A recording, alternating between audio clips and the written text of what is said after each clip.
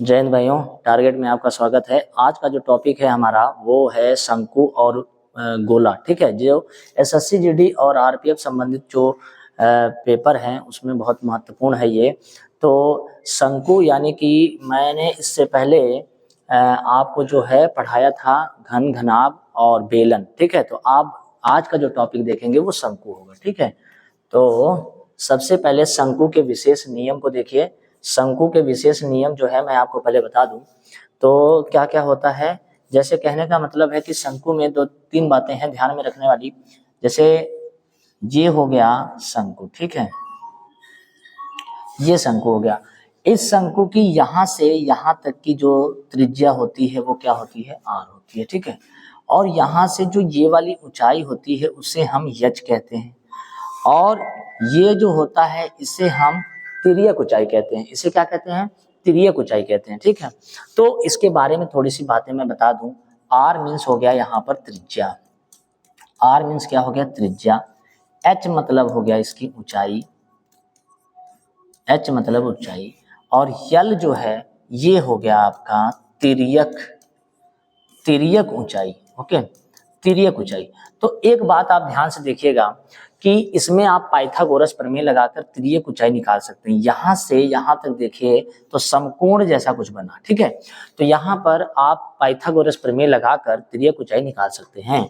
अब यहाँ पर सबसे पहले बात करते हैं तो शंकु, शंकु का हमें बताना है आयतन। ओके, शंकु का आयतन क्या होता है, तो शंकु का आयतन होता है 1/3 पाई आर स्क्वायर एच। ओके, शंकु का आयतन हो गया 1/3 पाई आर स्क्वायर एच। उसके बाद हमें बताना होता है शंकु का वक्र पृष्ठीय क्षेत्रफल, वक्र पृष्ठीय क्षेत्रफल। तो शंकु का जो वक्र पृष्ठीय क्षेत्रफल होता है, एक मिनट मैं इसको थोड़ा सा इधर बना देता हूं। शंकु का वक्र पृष्ठीय क्षेत्रफल, ध्यान से सुनिएगा, मैं यहां बना दे रहा हूं। यहां से यहां तक त्रिज्या आर है, और ये जो है ऊंचाई क्या है, एच है, और ये तिर्यक ऊंचाई है। तो यहाँ पर एच मीन्स क्या हो गया, तो एच मीन्स हो गया ऊंचाई। ठीक है, आर मतलब क्या हो गया, तो आर मतलब हो गया त्रिज्या, और एल मीन्स क्या हो गया, तिर्यक ऊंचाई। ओके, तिर्यक ऊंचाई। अब ध्यान से समझिएगा, तो शंकु का वक्र पृष्ठीय क्षेत्रफल क्या होता है, तो वक्र पृष्ठीय क्षेत्रफल होता है पाई आर एल। ओके, एक तीसरी बात है यहाँ पर कि शंकु का संपूर्ण पृष्ठीय क्षेत्रफल क्या होता है, तो ये वक्र पृष्ठीय, संपूर्ण पृष्ठीय, ये क्या है इसका मतलब, तो देखिए वक्र पृष्ठीय का मतलब होता है कि मैंने शंकु का सारा एरिया ले लिया, बस नीचे का छोड़ दिया, और मैं अगर मैं नीचे का भी ले लूंगा तो उसे कहेंगे संपूर्ण पृष्ठीय क्षेत्रफल। और संपूर्ण पृष्ठीय क्षेत्रफल होता है पाई आर एल प्लस आर होता है। ठीक है, तो शंकु में ये तीन फार्मूले आपको याद होने चाहिए। दूसरी बात है कि शंकु का जो आयतन होता है वो बेलन के आयतन का 1/3 होता है। ठीक, तो ये भी मैं यहाँ नोट कर दे रहा हूं। जो शंकु का आयतन होता है, शंकु का आयतन जो होता है वो 1/3 बेलन के आयतन के बराबर होता है। तो बेलन का जितना भी आयतन है उसका अगर हम 1/3 कर देंगे तो शंकु का आयतन निकल के आएगा। ठीक, तो उम्मीद है यहाँ तक की बातें आप समझ गए होंगे। ये विशेष नियम में आता है, और आपके पास यहाँ टोटल 4 नियम मैंने आपको बता दिए हैं। ठीक है, टोटल मैंने आपको 4 नियम बता दिए हैं। अब इन 4 नियमों पर आधारित अगर हम प्रश्न की बात करें तो देखिए सबसे पहले पहला क्वेश्चन आपके सामने आ गया। ठीक, पहला क्वेश्चन लिखा है दो शंकुओं के बीच का आयतनों का अनुपात दे रखा है, और उनके आधार की त्रिज्या का अनुपात 1:2 है, और उनकी ऊंचाई का अनुपात बताना है। तो सबसे पहले देखिए मेरे पास दो शंकु हैं, तो पहले शंकु का जो आयतन है वो 1/3 पाई r1 स्क्वायर h1। मैं दोनों में h1 r1 क्यों कर रहा हूं, क्योंकि दो शंकु हैं। फिर दूसरे का हम लिखेंगे 1/3 पाई r2 स्क्वायर h2। ओके, फिर मेरे भाई यहाँ पर ये आयतन का फार्मूला लिखा है, ये भी आयतन का फार्मूला लिखा है। तो आयतन का तो रेशियो मेरे पास है ना 2:3 है, तो मैं यहाँ पर आयतन का मान पहले वाले का 2 लिख दूंगा, दूसरे वाले का 3 लिख दूंगा, ठीक। फिर यहाँ से आप देखिए तो ये 1/3, ये 1/3, ये पाई और ये पाई दोनों कैंसिल आउट हो जाएगा। अब यहाँ पर मुझे क्या करना चाहिए कि 2/3 तो मेरा ठीक है, यहाँ पर चलेगा। R1 का मतलब है कि पहले वाले शंकु की त्रिज्या, तो पहले वाले शंकु के आधार की त्रिज्या कितनी है, यहाँ पर देखिए 1 लिखा हुआ है, तो 1 का स्क्वायर करेंगे तो 1 ही होगा, गुणे h1 हो जाएगा, बटे का निशान। दूसरे वाले शंकु की जो त्रिज्या है वो 2 है, तो जब हम 2 का स्क्वायर करेंगे तो 2 दूना 4 हो जाएगा, इंटू h2 हो जाएगा। मुझे उनकी ऊंचाई का अनुपात बताना है, और ऊंचाई का अनुपात मुझे अगर बताना है तो 4 का गुणा मैं इधर कर सकता हूँ, 4 का गुणा मैं इधर करूंगा तो ये 8 हो जाएगा, और 1 का गुणा मैं 3 से करूंगा तो ये 3 हो जाएगा, तो 8/3 हो जाएगा। 8/3 का मतलब ये हो गया कि पहले वाले शंकु की ऊंचाई 8 अनुपात में है और दूसरे वाले शंकु की ऊंचाई जो है 3 अनुपात में है, तो इसका जो सही आंसर निकल के आएगा वो 8:3 हो जाएगा, ठीक है। तो ये बी नंबर इसका सही आंसर हो जाएगा, ठीक। उम्मीद है समझ गए होंगे, और शंकु का आयतन का फार्मूला आपको लगाना पड़ेगा, ठीक। अगले सवाल में चलते हैं। अगला सवाल देखिए क्या लिखा हुआ है। फिर आ गया 2 शंकु, 2 शंकुओं की त्रिज्या का अनुपात इस बार दे रखा है 3:4, उनकी ऊंचाई का अनुपात 4:3, और मुझे उनके आयतनों का अनुपात बताना है। तो देखिए सबसे पहले जो पहली शंकु है उसका जो आयतन है 1/3 पाई R1 स्क्वायर H1, दूसरे का है 1/3 पाई R2 स्क्वायर H2। इसको मैं ऊपर और नीचे भी लिख सकता हूं, और इसी को मैं अनुपात में भी लिख सकता हूं, कोई फर्क नहीं पड़ने वाला, क्योंकि 1/3 पाई और पाई कैंसिल आउट हो जाएगा। अब देखिए पहले वाले की जो त्रिज्या है वो कितनी है, 3 है, तो 3 का जो स्क्वायर होता है वो 9 हो गया, गुणे का निशान। यहां से पहले वाले की त्रिज्या उठाएंगे तो यहां से पहले वाले की ऊंचाई उठाइए, जब पहले वाले की ऊंचाई उठाएंगे तो यहाँ 4 आ जाएगा, ठीक है, तो यहाँ 9 गुणे 4 कर देंगे। फिर दूसरे वाले के पास जाएंगे, दूसरे वाले की त्रिज्या कितनी है, 4 है, तो 4 का स्क्वायर कितना हो जाएगा, 16 हो जाएगा, गुणे h2 का मान अगर देखा जाए तो मेरे भाई यहाँ 3 हो जाएगा। इसको ऐसे लिख देंगे। अनुपात में अगर कोई चीज कट रहा है तो उसे जरूर काट दिया जाता है, जैसे 4 एकम 4, 4 चौको 16, ये कट गया। 3 एकम 3 और 3 त्रिका 9, ये कट गया। तो इसका जो रेशियो निकल के आया वो 3 अनुपात कितना आया, 4। तो मुझे बताना था उनके आयतनों का अनुपात क्या होगा, तो उनके आयतनों का अनुपात 3:4 हो जाएगा, ठीक। उम्मीद है समझ गए, पहला नंबर आंसर एकदम सही है, ठीक। तो इस तरीके से इस प्रश्न को हल किया जाएगा। नेक्स्ट अगला देखिए, फिर लिखा है एक लंबवृत्तीय शंकु, फिर शंकु आ गया। एक लंबवृत्तीय शंकु की ऊंचाई और व्यास का अनुपात दे रखा है 3:2, और उनका आयतन दे रखा है 1078, ठीक, घन सेंटीमीटर। तो उसकी ऊंचाई बतानी है, ओके। तो मैं सबसे पहले यहाँ शंकु की जो ऊंचाई है, ऊंचाई h, और ऊंचाई का मान यहाँ देखिए कितना है, 3 रेशियो में है, ठीक है। तो मैं इसको ऊंचाई को मान लेता हूँ 3x, और जो यहाँ पर लिखा है आगे चलकर व्यास लिखा है, व्यास को हम व्यास यहाँ नहीं लिखेंगे, यहाँ पर त्रिज्या लिखेंगे। अगर व्यास यहाँ पर 2 है, व्यास अगर 2 है तो उसकी त्रिज्या 1 होगी, लेकिन ये अनुपात में है, अगर ये अनुपात में है तो ये 1x हो जाएगा, ठीक है। उम्मीद है आप ये भी समझिए, ऊंचाई और यहाँ पर त्रिज्या दोनों बातें मैंने निकाल दी, ठीक। अब मुझे आयतन के बारे में पता है, तो आयतन कितना है, 1078 है, तो आयतन का फार्मूला मुझे लगाना पड़ेगा। आयतन का फार्मूला होता है 1/3, पाई का मान मैं रख देता हूँ 22/7, आर स्क्वायर, आर का मान कितना है 1x, इंटू h 3x हो गया, ठीक है, बराबर आयतन का मान दे रखा है 1078। अब जो जो कटने वाला है उसे मेरे भाई आप यहाँ कैंसिल आउट कर देंगे, जैसे इस 3 से ये 3 कैंसिल आउट हो गया, ठीक है। उसके बाद 11 के पहाड़े से काटेंगे, 11 दूना 22 हो जाएगा, और 11 से इसे काटेंगे तो 11 9 99 हो जाएगा, 8 बचेगा, 11 बटे 88 हो जाएगा, ठीक है। उम्मीद ये भी समझ गए। यक्स का गुणा एक्स से करेंगे तो यहाँ पर बन जाएगा एक्स स्क्वायर बराबर ये 98 और ये गुणे 7 हो जाएगा। अच्छा, कुछ चीजें कटती हैं, जैसे 2 से मैं इसको एक बार और काट सकता हूँ, तो ये 2 से कटेगा 49 बार में, ठीक है।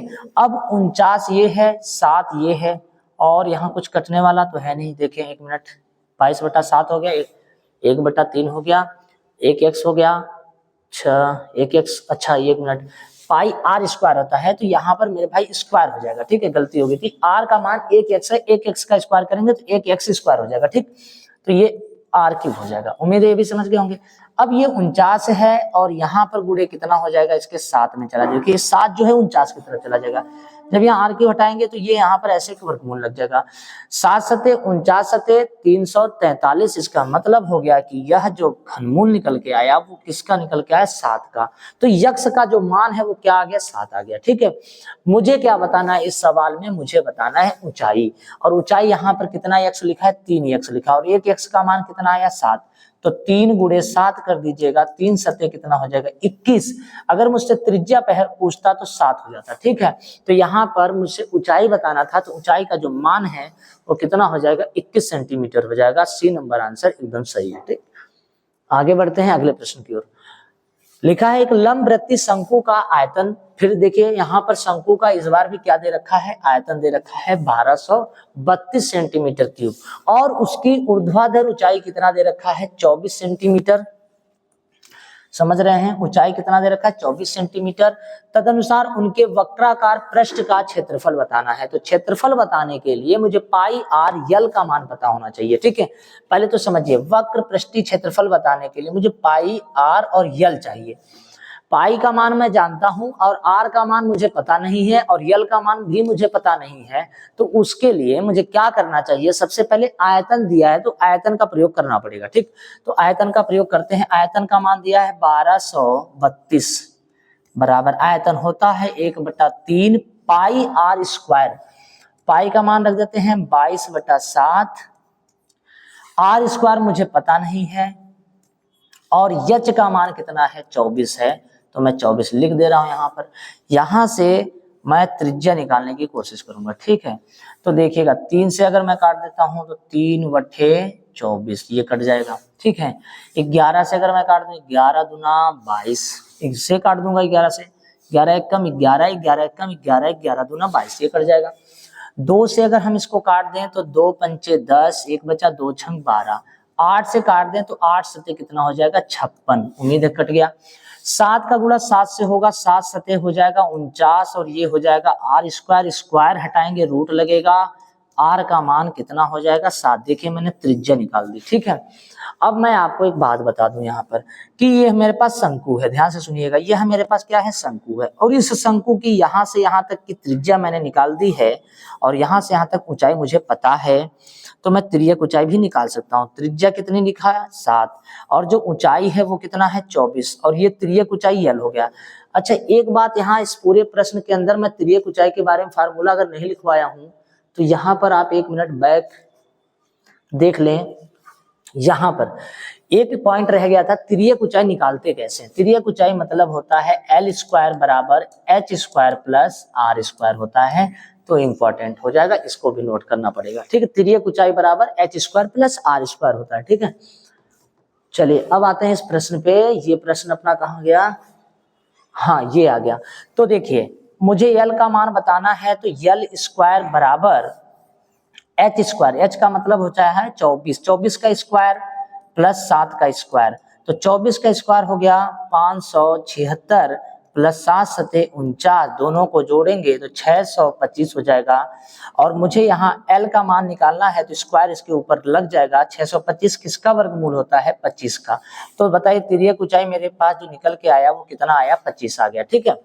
अब मुझे बताना वक्र पृष्ठीय क्षेत्रफल। वक्र पृष्ठीय क्षेत्रफल का मतलब हो गया, थोड़ा सा यहाँ इसको ऊपर कर देते हैं। वक्र पृष्ठीय क्षेत्रफल निकालना है, तो वक्र पृष्ठीय क्षेत्रफल का मतलब होता है पाई आर यल। पाई का मान होता है 22/7, और जो आर मीन्स त्रिज्या है ना, वो त्रिज्या मैंने 7 निकाल रखा है, इंटू, और जो यल है तिर्यक ऊंचाई वो कितना है, 25 है। तो 7 से 7 क्या हुआ, कैंसिल आउट हो गया। अब देखिए 2 पंचे 10, यूनिट डिजिट का मान अगर हम कर लें, या फिर हम डायरेक्ट इसे यूनिट मेथड से लगा लें, डिजिटल सम से लगा लें, तो मेरे पास केवल 22 गुणे क्या है, 25। अगर मैं डिजिटल सम का प्रयोग करूंगा तो गुणा करने की आवश्यकता नहीं है। 2 और 2 कितना होता है, 4 मल्टीप्लाई 2 और 5 कितना होता है, 7, ठीक है। और 7 चौको 28 का मतलब 2 8, 2 8 का मतलब 10, 10 का मतलब होता है 1। तो जिसका डिजिटल सम 1 आएगा वही इसका आंसर होगा, ठीक। 5 और 1 6 4 10, इसका मतलब तो ये भी है 1 आ गया। 5 5 10, इसका मतलब भी 1 आ गया। 6 4 10, इसका भी मतलब एक आ गया, 7 4 11 का मतलब 2 आ गया। तो फिलहाल ये वाला आंसर नहीं, इन 3 ऑप्शन में एक आंसर होगा। तो पहले मैं आपको बता दूं 5 दूना कितना होता है, 10 होता है। 5 दूना अगर 10 होता है तो लास्ट में 0 आना चाहिए, इसका मतलब बी नंबर आंसर एकदम सही है, बी नंबर आंसर सही है, 550 इसका आंसर आ जाएगा। ठीक है, तो ये वक्र पृष्ठीय क्षेत्रफल था। वक्र पृष्ठीय क्षेत्रफल निकालने के लिए मुझे तिर्यक ऊंचाई का मान पता होना चाहिए। चलिए अगले क्वेश्चन की ओर। लिखा है 16 सेंटीमीटर ऊंचाई वाले एक ठोस शंकु, ठीक है, ऊंचाई मुझे पता है, यानी कि शंकु की ऊंचाई है 16 सेंटीमीटर, ठीक है, 16 सेंटीमीटर। फिर लिखा है आधार की जो परिधि है वो कितना है, 35 है। शंकु का मुझे आयतन बताना है, तो सबसे पहले परिधि का मतलब होता है 2 पाई आर। 2 पाई आर का मान कितना है, 33 है। ठीक है, परिधि आपको पता होना चाहिए। ये शंकु है अगर कोई, तो इस शंकु की ये जो लाइन ये जो दिख रही है, इससे ये किनारे को क्या कहते हैं, परिधि कहते हैं। परिधि का मान 2 पाई आर बराबर 33 है। तो 2/22/7 इंटू आर बराबर 33। अब इसमें जो जो कटे उसे काट दीजिए। जैसे 11 दूना 22, 11 तिया 33, 7 का गुणा इधर से करेंगे, जो त्रिज्या निकल के आएगी 7 त्रिका 21 और 2 दूना 4, 21/4 आ गया। ठीक, त्रिज्या पता चल गया मुझे, त्रिज्या मालूम चल गया, ऊंचाई भी पता चल गया। अब मुझे इसका आयतन बताना है। अब आयतन आखिर में बताएं तो बताएं कैसे, तो यहाँ पर 1/3 पाई का मान लिखेंगे 22/7 इंटू आर स्क्वायर। आर का मतलब हो जाएगा यहाँ पर 21/4 गुणे 21/4 इंटू यच, यच का मतलब 16।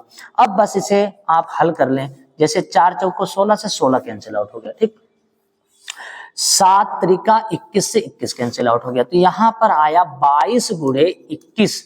तो जिसके लास्ट में 2 आएगा वही आंसर हो सकता है। 1 का पहाड़ा 2 में पढ़ेंगे, 2 1 कम 2। तो देखिए यहाँ पर 462 दिख रहा है। ठीक है, बाकी किसी में 2 नहीं है, तो आप गुणा कर भी लीजिएगा, 462 ही आएगा इसका आंसर। ठीक है, 462 सेंटीमीटर क्यूब आएगा। तो ये एकदम सही सटीक आंसर आ गया। तो इसके लिए मुझे पहले त्रिज्या निकालनी पड़ी, त्रिज्या निकालने के लिए मुझे परिधि का सहारा लेना पड़ा। ठीक, अगले क्वेश्चन की ओर बढ़ते हैं। अगला क्वेश्चन, दो शंकुओं के वक्र पृष्ठ के क्षेत्रफल का अनुपात 1:4 है। दोनों शंकुओं की तिरछी ऊंचाई का अनुपात 2:1 है। दोनों शंकुओं का त्रिज्या बताना है, यानी त्रिज्या का अनुपात बताना है। तो मेरे पास कितने शंकु हैं, 2 शंकु हैं, लेकिन इस बार आयतन ना देकर उनका क्या दे रखा है, पृष्ठीय क्षेत्रफल। तो वक्र पृष्ठीय क्षेत्रफल का मतलब होता है कि पाई r1 l1। ठीक है, दूसरे का दिया है पाई r2 l2। तो पहले वाले शंकु का वक्र पृष्ठ, दूसरे वाले शंकु का वक्र पृष्ठ, और इनका जो अनुपात है वो मेरे पास पहले से पता है, 1 कितना है, 4 है। ठीक है, मैंने ऐसे लिख दिया, पाई से पाई कैंसिल आउट हो गया। अब देखिए दोनों शंकुओं की तिरछी ऊंचाई का अनुपात दे रखा है 2:1। तो मेरे भाई यहाँ पर r1 को r1 रखेंगे, इंटू का निशान लगाएंगे। l1 का मान पहले वाले का कितना है, 2/r2 लिखेंगे, और दूसरे वाले l2 का मान 1, और 1 बटा क्या है, 4। अब आप देखिए इसे हल कैसे करेंगे, तो ज्यादा कैलकुलेशन करना ही नहीं है। इस 2 का गुणा इधर होगा, तो 4 दूना क्या हो जाएगा, 8। इस 1 का गुणा इधर हो जाएगा, तो 1 एकम क्या हो जाएगा, 1। तो ऊपर 1 आएगा, नीचे 8 आएगा। इसका मतलब है जो त्रिज्या फर्स्ट है और जो त्रिज्या सेकेंड है, अगर हम इनकी बात करें तो 1:8 आएगा। 1/8 का मतलब होता है 1:8 हम लिख सकते हैं। ठीक है, तो देखिए इसका सही आंसर क्या हो जाएगा, सी नंबर एकदम सही हो जाएगा। ठीक, चलते हैं नेक्स्ट, आगे बढ़ते हैं अगले प्रश्न की ओर। अब देखिए अगला प्रश्न जो है वो नियम से संबंधित है। अब ये नियम किसका है, तो आंसर है गोले का महत्वपूर्ण नियम। ठीक है, तो देखिए गोले का महत्वपूर्ण नियम में सबसे पहले हम आपको बता दें कि अगर हम बात करें गोले की, ठीक है, तो गोले का सबसे पहले आयतन पता होना चाहिए, गोले का आयतन पता होना चाहिए। ठीक है, दूसरी बात है कि गोले का संपूर्ण पृष्ठीय क्षेत्रफल पता होना चाहिए। तो देखिए गोले का जो आयतन होता है वो होता है मेरे भाई 4/3 पाई r क्यूब। ठीक है, और जो गोले का संपूर्ण पृष्ठीय क्षेत्रफल होता है वो होता है 4 पाई आर स्क्वायर, ठीक है। ये दोनों फार्मूला पूरे गोले का है, ठोस गोले का हो गया, ठीक है। अब हम बात करते हैं अर्ध गोले का आयतन। अगर पूरा गोला है तब तो मैंने बता दिया, लेकिन आधा गोला है तो अर्ध गोले का आयतन निकालने को आता है। तो अर्ध गोले का अगर आयतन पूछता है तो 2/3 पाई आर क्यू होता है, ठीक है। जब पूरे गोले का मान 4 है तो आधे गोले का मान 2 होगा, लेकिन यहीं पर पूछता है अर्ध गोले का संपूर्ण पृष्ठीय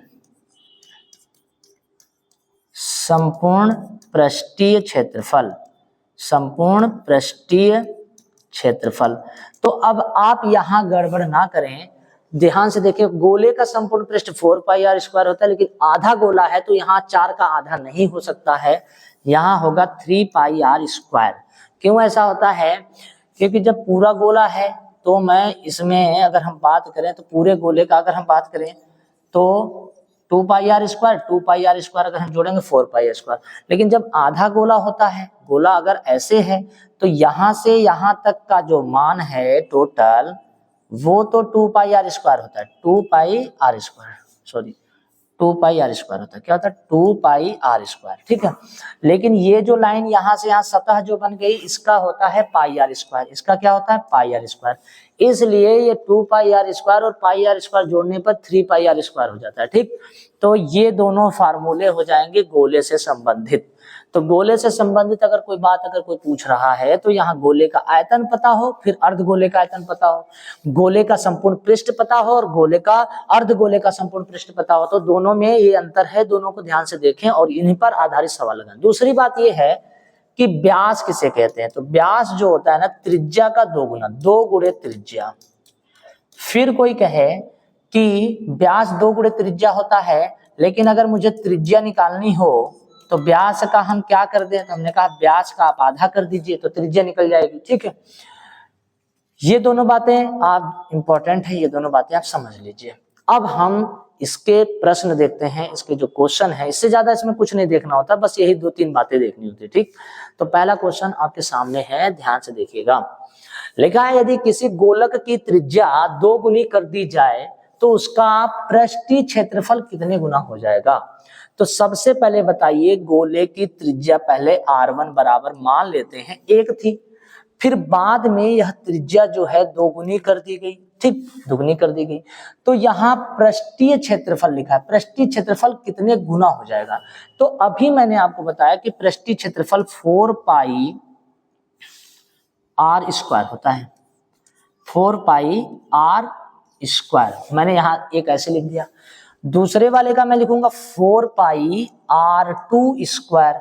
अब यहां से आप ध्यान से देखिए तो 4 पाई और 4 पाई कट गया, 2 गोले है ना, तो मतलब ये याद लिखा है कि एक गोले की त्रिज्या दुगनी कर दी जाए, तो इसका मतलब पहले गोले की त्रिज्या 1 थी, उसका अगर हम दुगना कर देंगे तो 2 हो जाएगी, ठीक। अब देखो यहाँ पर पहले वाले गोले की त्रिज्या का मान कितना? 1 का, तो 1 का स्क्वायर, दूसरे वाले का 2 का स्क्वायर, तो 1 का मान 1, 2 दूना कितना हो जाएगा? 4।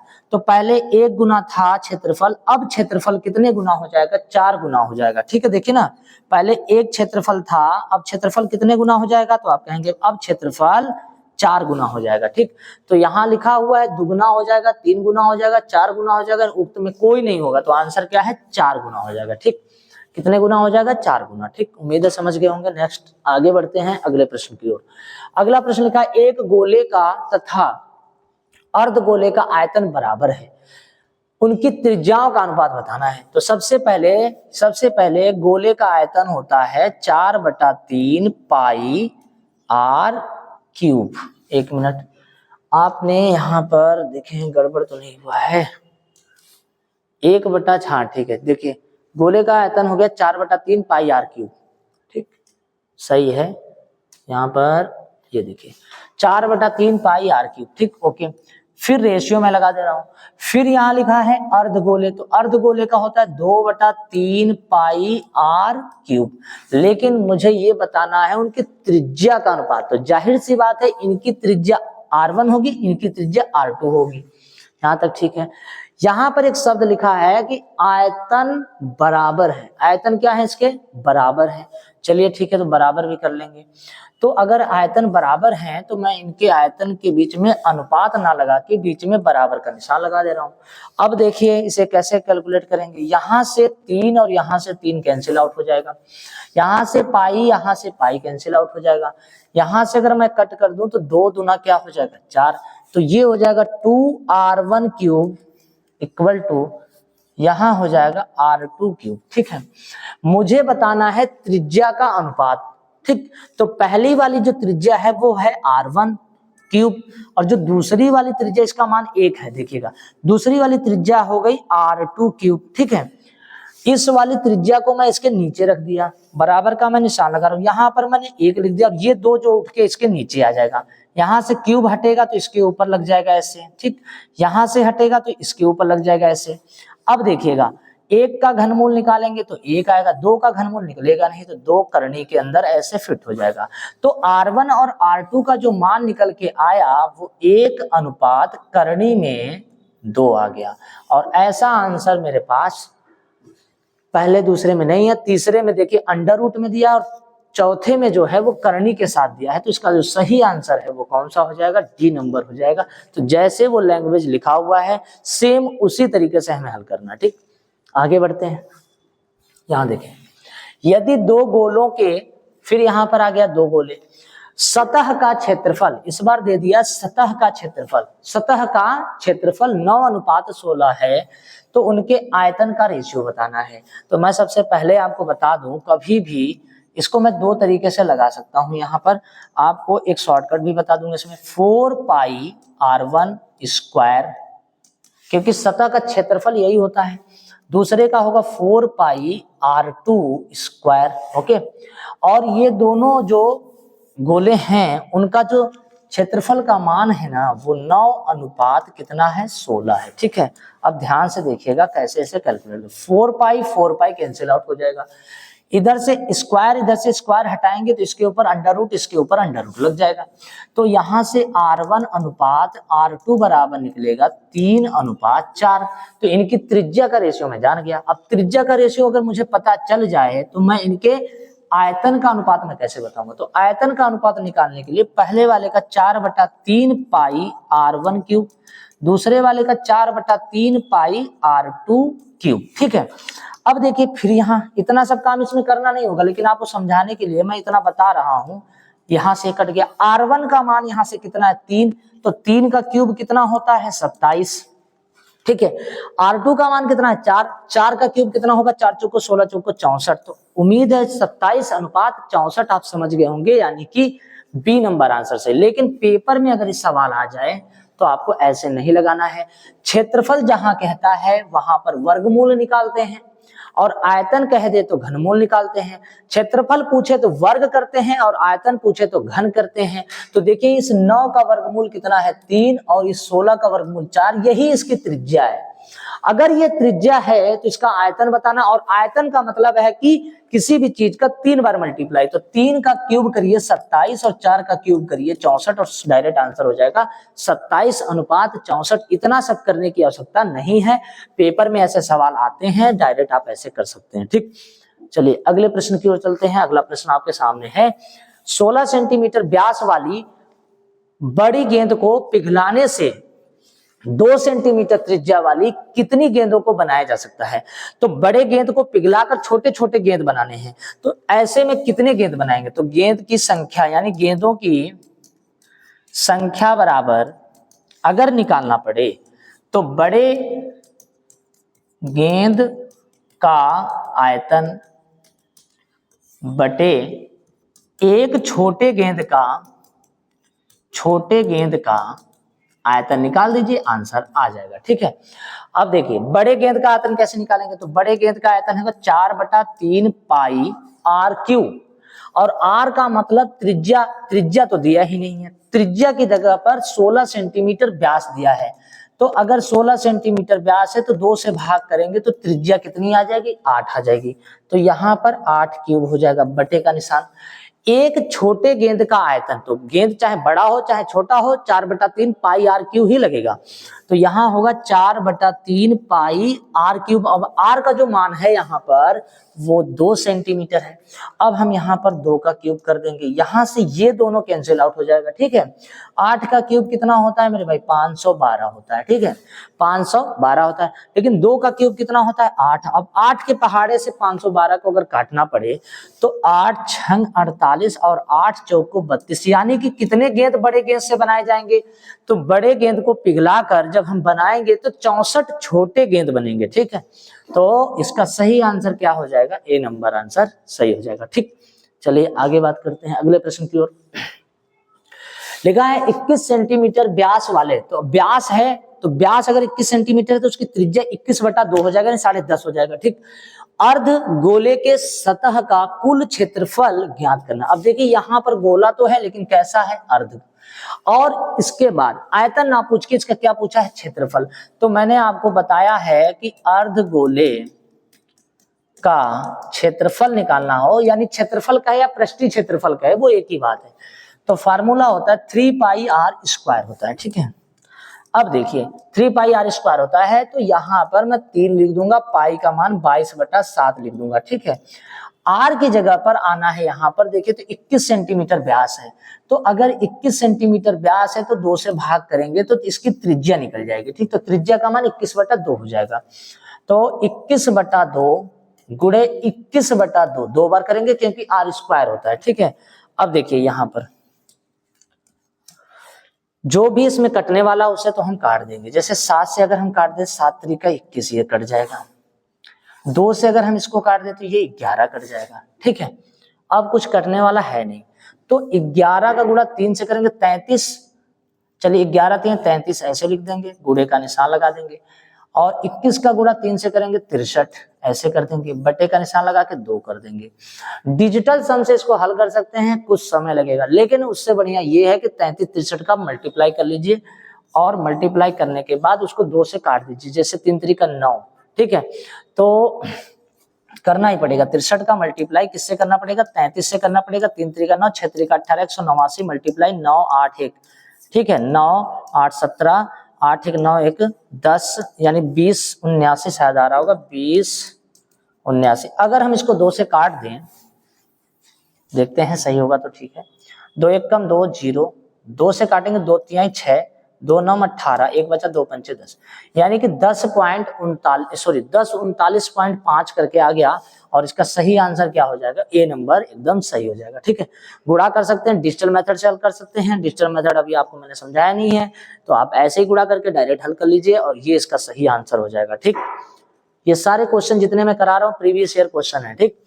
लिखा है 28 सेंटीमीटर व्यास वाले एक गोले के सतह का क्षेत्रफल, ओके। यहाँ पर देखिए गोले के सतह का क्या बताना है, क्षेत्रफल। तो गोले का सतह का क्षेत्रफल होता है 4πr² होता है, ठीक है। अब यहाँ बात करते हैं 4 तो ठीक है, पाई का मान 22/7 भी ठीक है, इंटू आर की जगह पर मुझे त्रिज्या की जगह पर क्या रखना है, तो त्रिज्या नहीं दिया है, त्रिज्या की जगह पे 28 सेंटीमीटर व्यास दिया है। तो मैंने आपको बताया था कि जब भी त्रिज्या निकालना हो तो व्यास जो भी दिया हो उसको आधा कर दीजिएगा, जैसे आधा करेंगे तो कितना हो जाएगा, 14, त्रिज्या आ गया। तो यहाँ लिखेंगे 14 गुणे 14, अब इसको 7 से काटेंगे, 7 दूना 14 हो गया। अब देखो 22 चौक को कितना हो गया, 88, 88 हो जाएगा, मल्टीप्लाई का निशान लगाएंगे और 14 दूना हो जाएगा 28। अब इन दोनों का मल्टीप्लाई करने में टाइम आपको लग सकता है, तो एक उपाय है, 8 का जब गुणा इस 8 से करेंगे तो 8 8 कितना आ जाएगा, 64, यानी कि जो इकाई का अंक है वो लास्ट में 4 आना है, ठीक है। अब हमारे पास 4 विकल्प दिए हैं, इसके लास्ट में 2 है, इसे काट दीजिए, 2 है काट दीजिए, 4 है ये कट गया। अगर 2 जगह 4 होता तो एक बार इसे और मल्टीप्लाई कर लेते, तो इसका जो सही आंसर निकल के आएगा 24 64, मल्टीप्लाई आप कर लीजिएगा, यही होगा। और अगर इसे चेक करना है कि हम सही किए हैं तो इसके लिए तरीका है, 8 8 16, 16 का मतलब होता है 1 और 6, 1 और 6 का मतलब होता है 7, मल्टीप्लाई करिए, 2 और 8 10, 10 का मतलब होगा 1, 7 1 कम 7, जो यूनिट यानी डिजिटल जो सम है वो 7 आया। अब 7 इसमें किसका मान आता है वो एक बार चेक करते हैं, ठीक। तो देखिए 2 और 2 4 4 8 और 3 11 और 11 का मतलब होता है 2, तो ये गलत हो गया, मुझे चाहिए 7। ठीक, 8 2 10 5 15 और 3 कितना हो जाएगा 18, 18 का मतलब हो जाएगा 9, जो कि ये भी गलत हो गया, मुझे 7 चाहिए।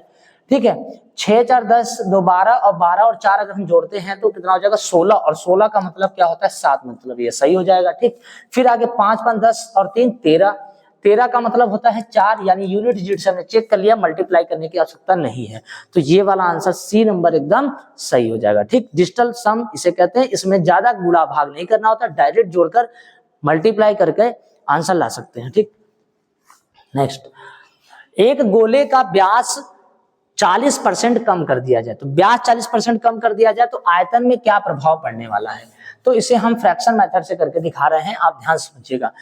40% कम करने का मतलब होता है 40/100 करिए, इसे कट करेंगे तो 2 दूना 4 2 पंचे 10, और देखिए 40% के बाद यहाँ शब्द पढ़िए क्या लिखा है, कम लिखा है, तो कम लिखा है तो इसे माइनस कर दीजिए, बस हो गया। यानी कि पहले जो था इसका व्यास जो था वो कितना था 5 था, ठीक है, त्रिज्या मतलब 5 था, व्यास कहो चाहे त्रिज्या कहो कोई प्रभाव नहीं पड़ेगा, क्योंकि इसे मैंने रेशियो में कर दिया है।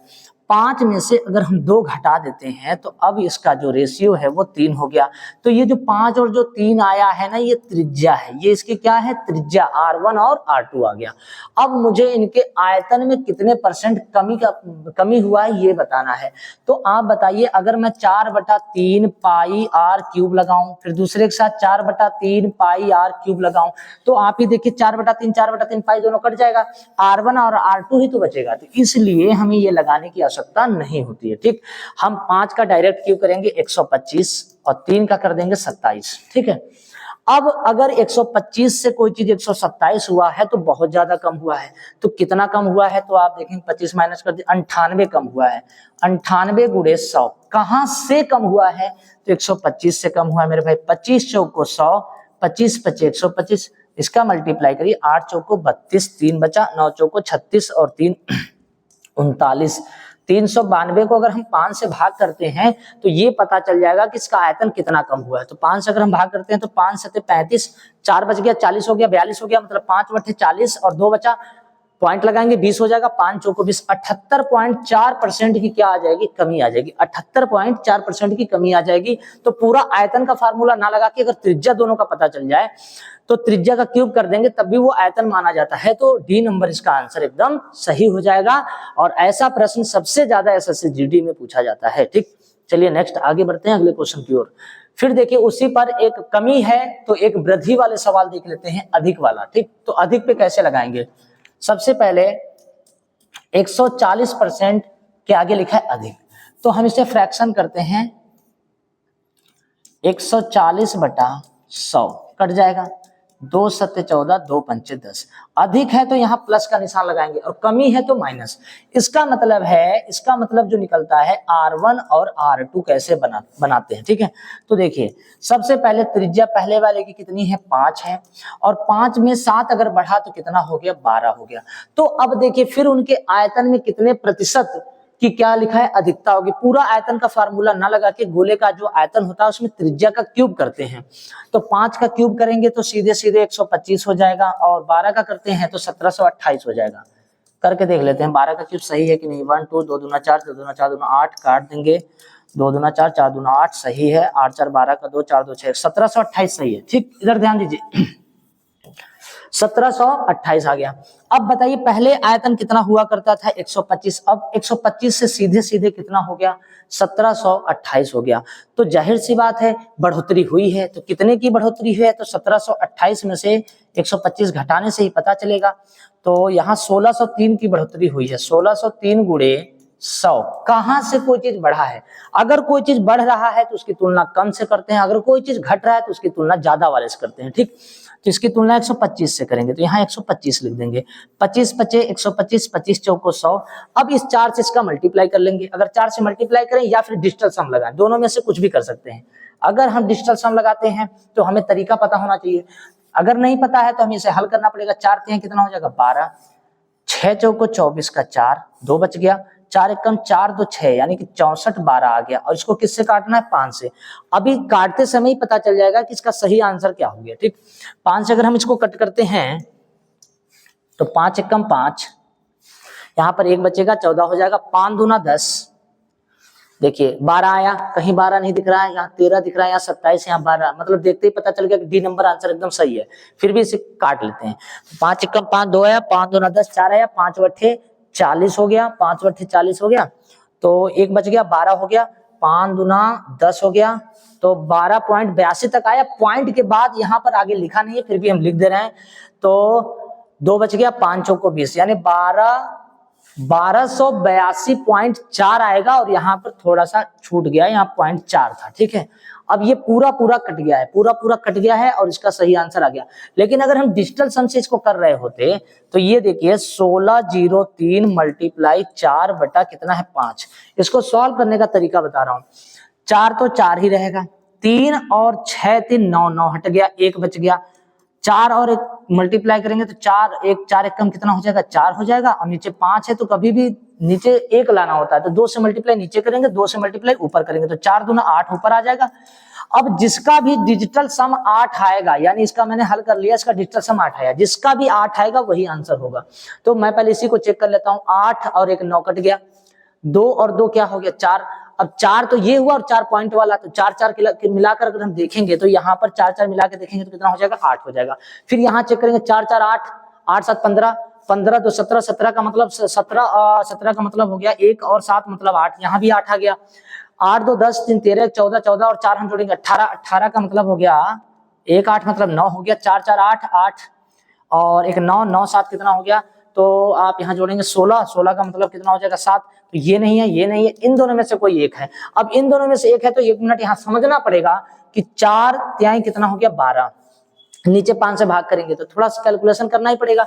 तो ये वाला जो आंसर इसका क्या निकल के आ रहा है, सही आ रहा है, तो डी नंबर एकदम करेक्ट है। मैंने यहाँ पर काट के भी दिखा दिया है, आपको डिजिटल से चेक कर सकते हैं, नहीं चाहते हैं तो आप इसे काट दीजिए। इसका सही आंसर 1282.4 है, यहाँ मैंने बढ़ा दिया, ठीक। डी नंबर आंसर सही है। नेक्स्ट अगला क्वेश्चन देखते हैं। अगला क्वेश्चन आपके सामने, यदि एक, ये 16 नंबर क्वेश्चन है, यदि एक गोले का आयतन 4 8 5 1 है, ठीक, तो इसका पृष्ठीय क्षेत्रफल, और पृष्ठीय क्षेत्रफल बताने के लिए मुझे त्रिज्या पता होना चाहिए। पृष्ठीय क्षेत्रफल बताने के लिए 4 पाई r स्क्वायर, तो मेरे पास त्रिज्या का मान कहीं भी नहीं है, ठीक। तो मेरे पास जो है, पहले मैं उसे लगाऊं, मेरे पास है क्या, तो मेरे पास आयतन है। अब देखिए गोले का आयतन होता है 4/3 पाई r क्यूब, और इसका जो मान है वो निकाल के यहाँ रखा गया है 4851।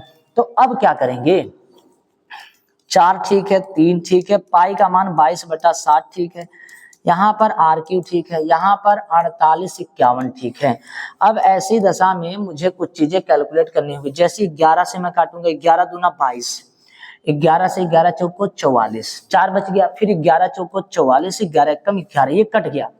अब यहाँ देखिए आपके पास कुछ और है क्या, हाँ 7 का गुणा 3 से करेंगे तो 7 3 का 21 इधर जाएगा, तो r क्यूब बराबर 441 गुणे 21 बटे 4 दूना 8 इसके नीचे आएगा। जब ये क्यूब 3 हटाएंगे तो करनी ऐसे लग जाएगा, ठीक है। 441 और 21 का अगर हम मल्टीप्लाई करें 9261 होगा। 9261 का मतलब होता है कि 21 का घनमूल है, क्योंकि देखिए 441 में 2 बार 21 है और 1 बार 21 यहाँ है, तो 3 बार 21 हो गया। 3 बार 21 का घनमूल निकालेंगे तो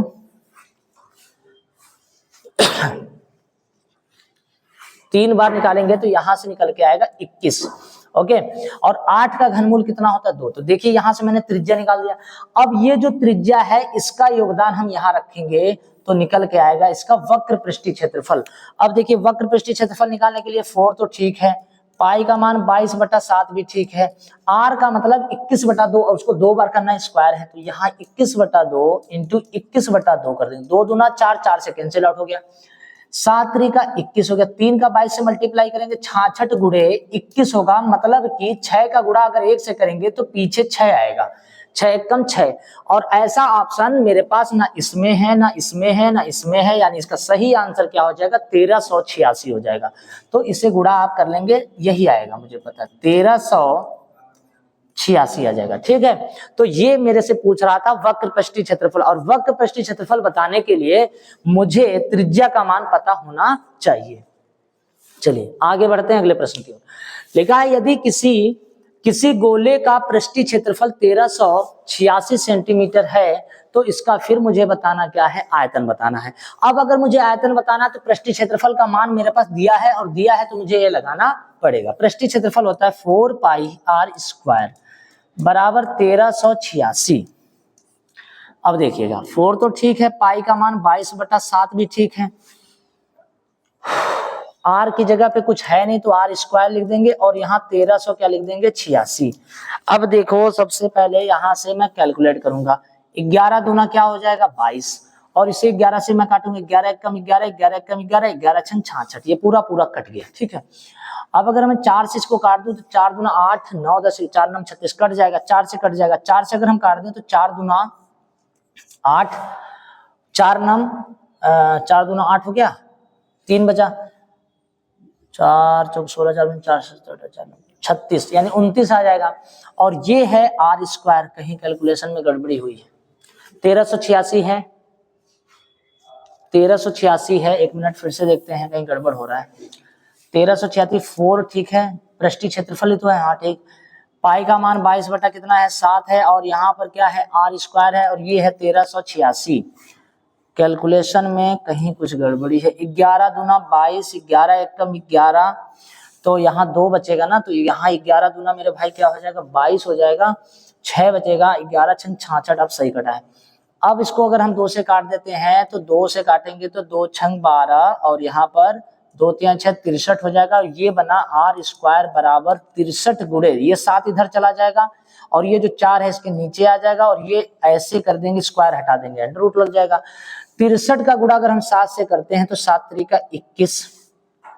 21 हो जाएगा, 2 बचा, 7 छंग 42 43 44 यानी 441 हो जाएगा। 441 बटा 4 का वर्गमूल अगर निकालें तो यहाँ से 21 बटा 2, देखिए फिर इसकी त्रिज्या 21 बटा कितना आ गया 2 आ गया। अब मुझे इसका क्या बताना है मेरे भाई, इस बार मुझे आयतन बताना है और आयतन के लिए मुझे क्या करना चाहिए, तो आयतन के लिए 4/3 पाई आर क्यूब और आर का मान क्या है 21/2, 21/2 और 21/2, ठीक है। तो अब यहाँ से देखिए 7 3 21 से ये पूरा 21 कट गया, 2 दूना 4 से ये 4 कट गया, इस 2 से अगर हम काटे तो 11 आ गया। अब 21 का गुणा 21 से करेंगे तो 441 गुणे 11। अच्छा एक बात तो यहाँ क्लियर है कि 441 का गुणा अगर हम 11 से कर दें तो अगर लास्ट डिजिट करें 1 1 कम 1 तो 3 जगह 1 मिल रहा है, इसलिए नहीं कर सकते। तो इसका एक तरीका होता है, 441 में 11 से मल्टीप्लाई करेंगे तो 1 तो आएगा लास्ट में, 441 का 1 इसमें जोड़ेंगे तो यहाँ पर हो जाएगा 5 45 बचेगा 4, फिर 44 में 4 जोड़ेंगे तो हो जाएगा 48 51। आप मल्टीप्लाई करके देख लीजिएगा, मल्टीप्लाई शायद यही या कन्फर्म यही आएगा। मैं कर भी देता हूं, मैं कर देता हूं, ठीक है 4 5 8 सही है, यही इसका आंसर होगा, ठीक है। इसका आंसर 48 51 ही आएगा और ये करेक्ट आंसर क्या हो जाएगा, बी नंबर एकदम सही हो जाएगा। तो 20 क्वेश्चन इसके हो गए, शायद 20 हो गए या 17 हो गए। 18 नंबर क्वेश्चन देखते हैं। 18 नंबर क्वेश्चन क्या कह रहा है, लिखा है यदि किसी गोलार्ध का मतलब होता है गोले का आधा तथा कुल पृष्ठीय क्षेत्रफल 27 ग नहीं है 27 पाई है मेरे भाई, ठीक है 27 पाई है, इसको सही कर लीजिएगा, ये ग नहीं होगा 27, यानी कि यदि किसी गोलार्ध का कुल पृष्ठीय क्षेत्रफल 27 पाई है तो गोलार्ध का आधार की क्या बताना है, त्रिज्या। तो सबसे पहले गोलार्ध का कुल पृष्ठीय क्षेत्रफल होता है 3 पाई आर स्क्वायर होता है, ठीक है। देखिए गोलार्ध का मतलब है अर्धगोला का कुल पृष्ठीय क्षेत्रफल 3 पाई आर स्क्वायर होता है और 3 पाई आर स्क्वायर का मान दे रखा है 27 पाई। पाई से पाई कैंसिल आउट हो जाएगा, 3 से काटिए 3 9 27, आर स्क्वायर बराबर 9 स्क्वायर हटाएंगे रूट, 9 का वर्गमूल कितना आ जाएगा 3 आ जाएगा। तो इसकी जो त्रिज्या पूछ रहा था वो 3 है, लेकिन पेपर में व्यास पूछता है तो 3 का डबल कर देंगे तो 6 हो जाएगा और इसका सही आंसर क्या आ जाएगा, बी नंबर यानी 3 सेंटीमीटर एकदम सही है, ठीक। चलते हैं अगले क्वेश्चन की ओर। अगला क्वेश्चन देखिए आपके सामने है, उस बेलन की ऊंचाई क्या है जिसके आयतन और त्रिज्या वही हैं जो 12 सेंटीमीटर व्यास वाले गोलक के हैं, ठीक है। तो सबसे पहले बता रहा हूं कि बेलन का जो आयतन है, बेलन का जो क्या है आयतन है, वो गोले के आयतन के बराबर ऐसा कह रहा है, क्योंकि यहां पर पढ़िए उस बेलन की ऊंचाई बताना है जिसका आयतन और साथ में लिखा है त्रिज्या वही है, जो गोले की त्रिज्या है वही बेलन की त्रिज्या है, तो दोनों की त्रिज्या सेम है, ठीक है, और आयतन भी सेम है ऐसा लिखा है। तो बेलन का आयतन होता है पाई आर स्क्वायर एच और गोले का होता है 4/3 पाई आर क्यूब। अब मेरे भाई एक बात बताइए, अगर गोले का जो व्यास है अगर 12 है तो इसकी जो त्रिज्या निकल के आएगी 12 का आधा कितना होता है 6, तो इसकी त्रिज्या 6 और इसकी त्रिज्या 6 दोनों की सेम है, क्योंकि यहाँ पर लिखा है कि आयतन और त्रिज्या वही है का मतलब बराबर है। तो पहले तो कुछ चीजें काट दीजिए, पाई से पाई काट दीजिए, ठीक, आर 2 बार है, ये 3 बार है, अगर ये काटेंगे तो ये पूरा कट जाएगा, यहां से बचेगा यच और यहां से बचेगा 4, और ये जब कट जाएगा तो केवल एक आर बचेगा और एक आर का मान कितना है 6, तो यहाँ पर हो जाएगा 6 चौको 24 और नीचे कितना है 3, तो 6 चौको 24 को अगर हम 3 से काट दें तो यहाँ पर ऊंचाई निकल के आएगी 8 सेंटीमीटर। तो मुझसे पूछ रहा था बेलन की ऊंचाई बताइए, तो बेलन की ऊंचाई कितनी हो जाएगी 8 सेंटीमीटर। तो ध्यान से मैं आपको बता दूं, थोड़ा ध्यान दीजिएगा, इसकी जो त्रिज्या है वो 6 है और जो गोला है उसकी जो त्रिज्या वो भी 6 है, ऐसा कह रहा था पेपर में, ठीक। तो इसमें मैंने आर क्यूब से आर स्क्वायर को काट दिया, और अगर हम नहीं काटते तो यहाँ 6 का स्क्वायर रखते, यहाँ 6 का क्यूब रखते, फिर भी कट जाता, 6 2 बार और 6 3 बार में से 2 बार 6 से कट जाता तो 1 बार 6 बचता, वो मैंने यहाँ डायरेक्ट लिख दिया, ठीक। नेक्स्ट लास्ट क्वेश्चन है इस शंकु और गोले का जो सबसे इंपॉर्टेंट क्वेश्चन है, क्या लिखा हुआ है, एक शंकु, एक बेलन और एक गोलार्ध, गोला नहीं लिखा है गोलार्ध लिखा है, तो एक तो मेरे पास शंकु है, एक मेरे पास बेलन है और एक मेरे पास गोलार्ध है। अब ध्यान से सुनिएगा, गोला नहीं है गोलार्ध है, गोला नहीं है गोलार्ध है, ठीक है, गोलार्ध मतलब आधा गोला, ठीक। आधार पर रखे हुए, आधार पर रखने का मतलब ये हो गया, मैं आपको ऐसे बता दूं कि ये शंकु है और ये क्या है इसका बेलन, एक ही आधार पे तीनों चीज है। अगर एक ही आधार पे तीनों होंगी तो तीनों की जो त्रिज्या होगी और जो तीनों की ऊंचाई होगी वो दो क्या होगी सेम होगी, ठीक। त्रिज्या और ऊंचाई तीनों की क्या होगी सेम होगी। मैं फिर से डायग्राम इसका बना दे रहा हूं, ये ऐसे है और ये जो है आपका यहां से ऐसे बेलन है और ऐसे शंकु है। तो ध्यान से सुनिएगा, इसकी जो ऊंचाई है और इसकी जो त्रिज्या r है और इसकी जो ऊंचाई h है वो सेम है, क्योंकि यहाँ लिखा है उनकी ऊंचाई बराबर है, और एक मिनट, यहाँ पर उनकी ऊंचाई बराबर है और उनकी त्रिज्या भी बराबर है। ऐसा चलिए नहीं भी लिखा है तो मैं यहाँ पर बता दूं, ऐसा इसलिए हुआ कि गोले की जो त्रिज्या होती है वो r होती है, और अर्ध गोला जैसे मान लीजिए कहीं से अगर मैं इसको मिला दूं, ये r होगा तो ये भी r होगा, तो इसका मतलब है कि इसी पर आपका एक बेलन बना हुआ है और इसी पर आपका एक क्या बना हुआ है शंकु बना है। तो जो शंकु की ऊंचाई है, जो बेलन की ऊंचाई है, वो सब इसके त्रिज्या के बराबर होगी, ठीक, इसके त्रिज्या के बराबर होगी। यानी कहने का मतलब है ऊंचाई और त्रिज्या आपस में सब क्या है बराबर है, ठीक। तो अब सबसे पहले यहाँ शंकु का आयतन होता है 1/3 पाई आर स्क्वायर एच और बेलन का होता है पाई आर स्क्वायर एच, और जो अर्धगोला है उसका आयतन होता है 2/3 पाई आर क्यूब। अब देखिए यहाँ पर समझिएगा, तो यहाँ एक पाई से तीनों में पाई कैंसिल आउट हो जाएगा क्योंकि कॉमन है, ठीक, 1/3 ठीक है। यहाँ पर जो आर स्क्वायर है वो तो रहेगा, जो ऊंचाई है उसकी जगह आर लिखेंगे क्योंकि इसकी ऊंचाई और त्रिज्या आपस में क्या है बराबर है। फिर यहाँ पर आर स्क्वायर ठीक है, एच की जगह आर लिख देंगे। फिर यहाँ पर 2/3 ठीक है और यहाँ पर आर क्यूब ठीक है। अब देखिए ये आर 3 बार है, ये भी आर स्क्वायर और एक आर मिलाकर 3 बार हो जाएगा, ये भी आर स्क्वायर और एक बार मिलाकर 3 बार हो जाएगा, ये 3 बार, ये 3 बार और ये 3 बार कैंसिल आउट होगा। तो यहाँ बचेगा 1/3:1/2/3 ऐसा बचेगा। मैथ में कहा गया कि अगर अनुपात में नीचे संख्याएं लिखी हैं तो सब में बराबर नहीं है तो उन्हें करना होता है। तो यहाँ पर 3 से मल्टीप्लाई करेंगे और यहाँ पर भी 3 से मल्टीप्लाई करें तो ये 3, ये 3, ये 3 तीनों कैंसिल आउट हो जाएगा। इसका मान आएगा 1:3:2। तो जो इनका पूछ रहा था कि आयतन का जो अनुपात होगा वो क्या होगा, तो 1:3:2 होगा। तो इसका सही आंसर क्या है, सी नंबर है। तो उम्मीद है आज यहाँ पर 20 क्वेश्चन इसके कंप्लीट हो गए, समझ गए होंगे शंकु और गोले का। तो अब कल जो सेशन होगा इसमें सरलीकरण होगा एसएससी जीडी और आरपीएफ के लिए। तब तक के लिए जय हिंद।